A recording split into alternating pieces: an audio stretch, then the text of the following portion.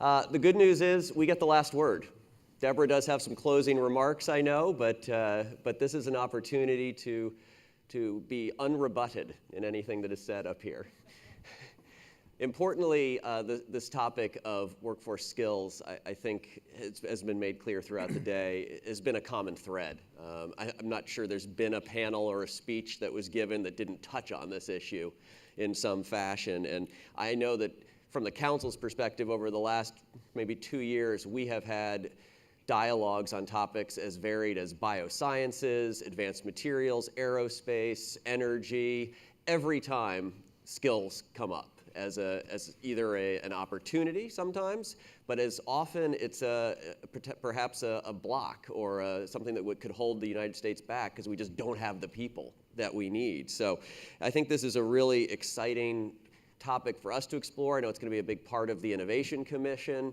And interestingly, it's not just at one end of the skills spectrum. It's everything from the technical skills to the PhDs. And I think it's as a result, it's something that, true to the council's mission of raising the standard of living for all Americans, this is an area that really does literally touch on that. So maybe, Sean, I'll just start with you and just give you the floor to some extent. As a labor leader, this is right in your wheelhouse. What are you sort of seeing as the skills that are being demanded, and how is your union kind of responding to serve in some ways as a model for what others could do? Well, we're a consortium of 15 unions, and we're self-invested in our training. So we combined in 2017 spent about $1.6 billion. We have 1,600 training centers across the United States. And the way we deal with the advancement in technology and the evolution of technology in the construction industry, as the new techniques and technology becomes available, we bring them into our Train the Trainer, which is a national yearly certification program for our trainers in each craft. And most of them are headquartered up in Ann Arbor, University of Michigan. And it's usually a week or 10-day training seminar. So the latest and greatest that comes out in the advancements in technology, we train the trainers, and then those trainers in turn go back to those 1,600 training centers and train the apprentices and do journeyman upgrading so that we're staying up with the latest and greatest in skill sets in the advancement. And it moves quite quickly. If I told you 15 years ago that what you'd see on the average construction site was drafting tables and blueprints all over the job site for all the different crews and crafts that we're doing installation. And today all you see is foremen going, having an iPad where work packages are directly sent to wired into the iPad. The drawings are in the iPad. You'd be hard pressed to find a set of blueprints on a job site. So our folks making sure that they're capable and competent in using that kind of technology. The other thing that we train in our training centers, believe it or not, is the use of drones, because drones are more and more being used on job sites for lots of different operations. And we're actually training people how to operate drones, cameras on drones, et cetera, in our training centers. So, whether it's robotics, whether it's new techniques, orbital welding techniques, whatever they are, we work with the manufacturers who are manufacturing the latest products, certify our trainers. Our trainers then take it back to our training centers and do the training there. And, as the industry lags a little bit, okay, there's a lot of field engineering in the construction industry, and the construction industry probably lags all other general industries in the use of technology. But, with prefabrication and unitization over the years, right now we're building 2 nuclear units in Waynesboro County, Georgia for Southern Nuclear and Southern Company. And I can tell you that 25 years ago, we would have had twice the craft workforce on the site that we have this day or comparable build. It's because of all the advancement in technology, all the unitization, modularization, and it's required much less workforce on the site. But those trainings we keep up with, that's our meal ticket. That's why we invest so much in training, and that's why we have a system, quite honestly, that is if it was a state university system, it'd be the 3rd largest in the country. after University of California, SUNY New York, and it would be the 6th largest K through 12 school district. That's the depth and breadth of our training infrastructure. Amazing. Let me follow up on one point you just made there, which gets to this issue that we always hear a lot about technology and automation replacing or making workers not as critical. And you were saying that you'd have half as many today as you might have had 20 years ago. Is that a trend line that is likely to continue, or is there a plateau that we've hit, or is there any chance of the curve tipping the other way at some point? No, we've by no means hit any plateau or flattened out. I mean, it keeps evolving. You have, some solar installations done with robotics now in big solar fields. You have, just in its infancy, technology to lay brick and block through robotics, where they set up a scaffold. It's all laser laid out. And then instead of having a crew of 6 people, you have a robot, you have a mason and a mason tender. And the robot is actually laying the bricks. The robot doesn't take a coffee break. The robot doesn't take a lunch break. You keep feeding that robot bricks and mortar, it keeps going all day long. So there's obviously a financial incentive in there. Sure. And whatever they can do and the technologies that they're researching and developing, as quick as they can get them into the field of the construction industry, they will, and we'll train to use them. Fantastic. So I appreciate those remarks. Mark, you're in a competition for skills, and really trying to attract and keep the best and brightest. I guess A, how's that going? And and B, what do you see as far as both the challenge just versus competition for that skill set, but finding the people with the right set of skills for what you need? It's going well. Okay. It's going well. And speaking, all the labs. Actually, almost all 17 of us in the DOE lab system are all actively hiring. It's been a good couple years, and that's across the skill set. That's skilled labor. That's technicians. That's PhDs. The whole shooting match. And so if anybody out there has folks who need a job, send resumes to the lab people, because catch the lab directors, because we are hiring actively. But we're also having to approach it.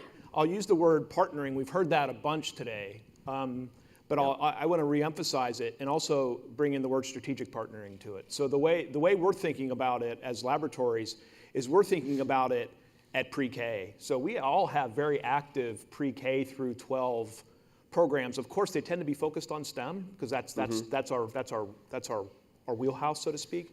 But we're thinking about the pipeline very early, and also getting at some interesting challenges related to, like, getting, for example, girls and young women excited in STEM. So a lot of programs there. So all the labs will have engagement at the local and regional level on that.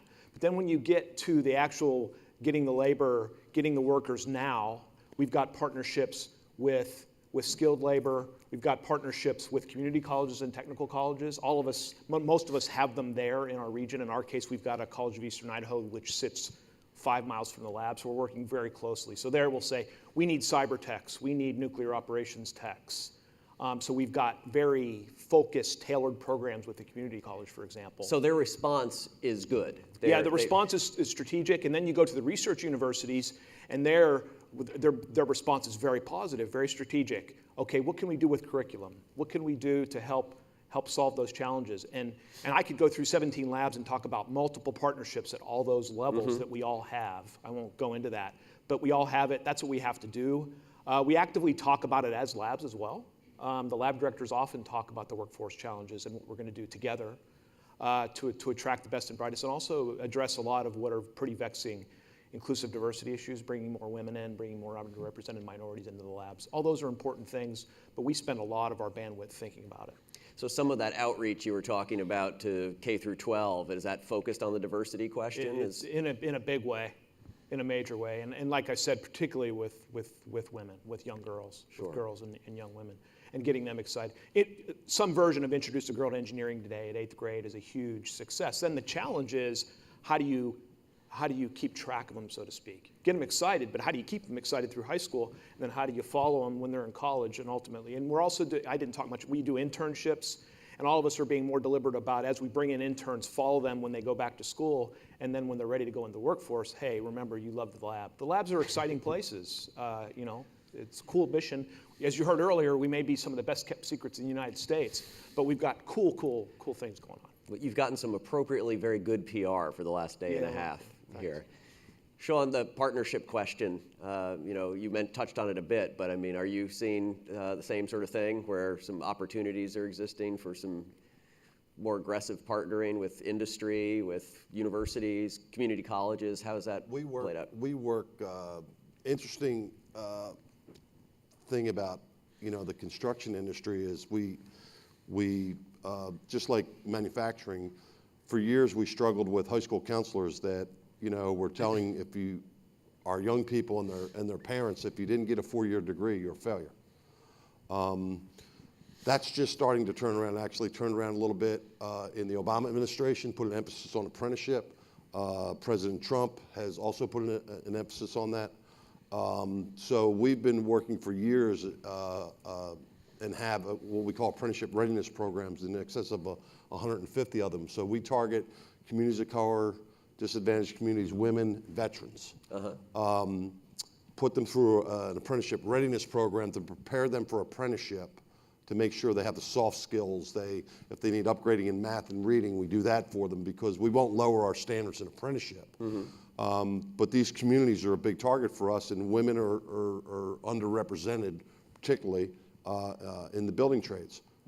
We recently have an annual conference. It's 10 years now, and I was in Seattle about a month ago, I guess, our Women Build Nations conference, and there was 2,400 women at that conference, which was just phenomenal.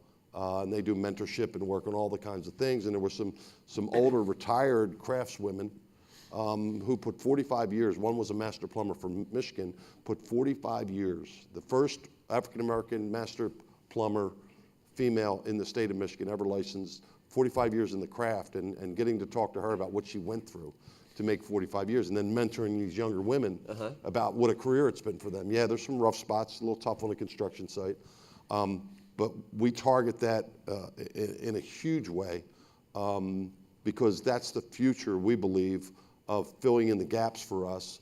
They're underrepresented to start with, particularly on the women's side. We do pretty good on the communities of color, but making all kinds of accommodations. It's different for women in construction. And for instance, one of my unions, the Ironworkers Union, is the first one to create paid maternity leave for women ironworkers. And you got to understand the way construction works. Unionized construction, we have no paid holidays, no sick days, no vacation days. You don't get your birthday off. You don't get Christmas paid. There's nothing. So it's a serious issue when a woman's worried about losing her position when she becomes pregnant.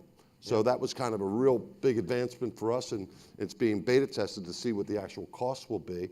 So there's different kinds of accommodations you got to make to bring those folks into the workforce, and we're feeling our way through it. But it's really exciting to see the amount of women that are excited about, and we're finally getting the high school counselors to come around, and it's been part of the push for this organization and others. And the other thing about our program is when you graduate from our apprenticeship programs, some are their own individual accredited community colleges. So you come out with your associate's degree. Some are linked up with organizations like Ivy Tech in Indiana. So they come out with their journey person's card, okay, which makes them proficient in their craft. They come out with an associate's degree, and almost all of them are linked up with a 4-year university, where if you want to go on a distance learning program, for instance, we have one that we run at Rowan University for construction management. You can get your bachelor's, earn $500,000, accrue no debt, and have skill sets that will keep you in the middle class for a lifetime. So kind of catching all of that. And it's, we're good at a lot of things in the building trades. Marketing is not one of them. So it's really a badly kept secret. Well, one quick follow-up on that point, when you announce or launch these new apprenticeship programs or pre-apprenticeship programs, what kind of interest do you get? We get tremendous interest, and we work with community partners, churches. We also work with national partners like the Urban League, Youth Build, those kinds of group who do the initial screening for the people that are interested. And the most important part of going through one of those programs is there has to be a job attached to it. Yeah. Okay, lots of people have been through lots of training programs for a long time that never led to gainful employment or never led to a ladder of opportunity to actually get to the middle class. Yeah. So the attendant jobs, when they come into apprenticeship and they get through apprenticeship and learn those skill sets, we like to say, if you teach somebody to be a plumber and the plumbers union goes away tomorrow, that family will stay in the middle class for the next 2 generations because that person's a plumber, Right. whether the union's there or not. So getting them through, making sure a job's attached to it is key. Makes sense, makes sense.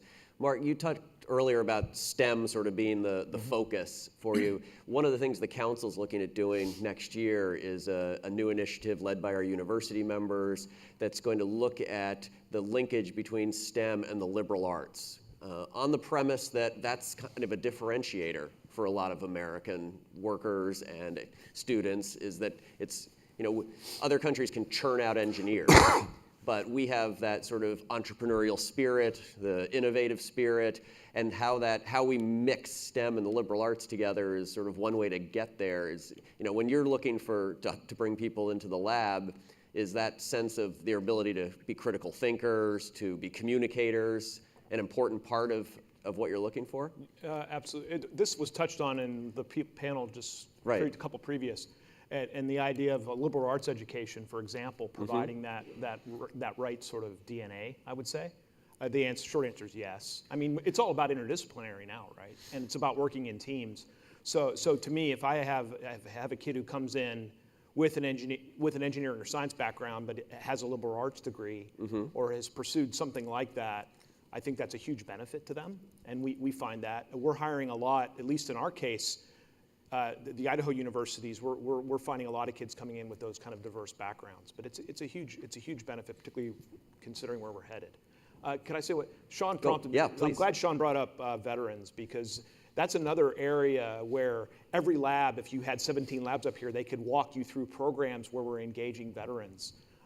Our mission, being a security mission, the veterans, that's the way they're wired. So we've been very successful in bringing a lot of veterans in, and actually partnering with colleges and community colleges and universities as they think about, much like what Sean's doing in the skilled labor space. So, and Secretary Perry, I'll put in a plug in for him, the DOE secretary. He's a veteran himself, so he's got great passion on the veterans program. So I think you're going to see more coming out of DOE focused on veterans as well. It's tremendous. We just have a minute or so left.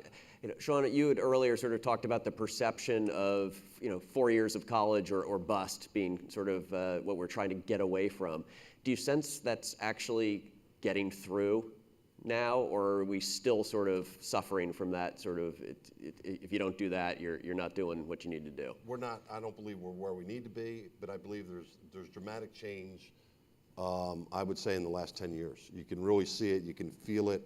I remember when the National Governors Association got behind apprenticeship. When we were talking backstage. If you can weld, there was a shortage of welders in the United States 25 years ago. There's a shortage of welders today. There'll be a shortage of welders 25 years from now. I can tell you that we've got welders. My members that are welders are making $250,000 and $300,000 a year. Okay, they have no college debt. They pick their jobs. They travel where they want to travel. And a lot of it, quite honestly, DOE is our biggest customer, and we do a lot of work in the labs. It's out there and it's changing, more rapidly every day, I think. But those old academics, those old high school counselors, they're coming kicking and screaming because, look, that's their business. Their business is more bodies and seats in universities. Sure. That's how they make their money. And there's plenty of opportunity there as well. Let's end it on that somewhat optimistic note. So please join me in thanking the panel. Thanks, Sean.